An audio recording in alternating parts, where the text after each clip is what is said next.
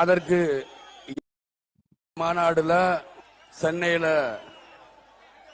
தீவு திடல்ல இன்னைக்கு வச்சிருந்து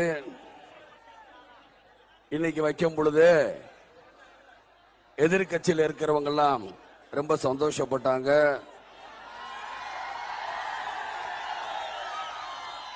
அதற்கு என்னென்ன தடையெல்லாம் பண்ணணுமோ செய்தாங்க.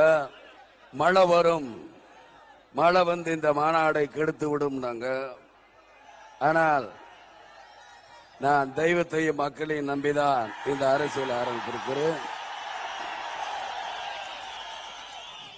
அந்த தெய்வம் எனக்கு கை கொடுத்திருக்கு, இந்த மக்களும் எனக்கு கை கொடுத்திருக்கிறார்கள்.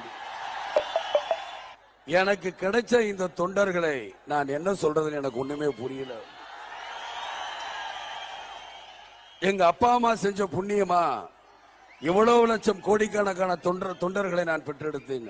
அதாவது எனது அன்பு தம்பியாக இருந்து இளைஞரணி மாநாடுக்கு வாங்கன்னு தான் சொன்னேன்.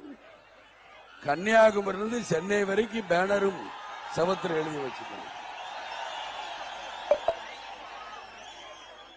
அது மாவட்டமாக இருந்தாலும் சரி, ஒன்றியமாக இருந்தாலும் சரி, பேரூராட்சியா இருந்தாலும் சரி, நகரமா இருந்தாலும் சரி, கிளைக்கழகங்களா இருந்தாலும் இந்த இளைஞரணி மாநாடுல சென்னையில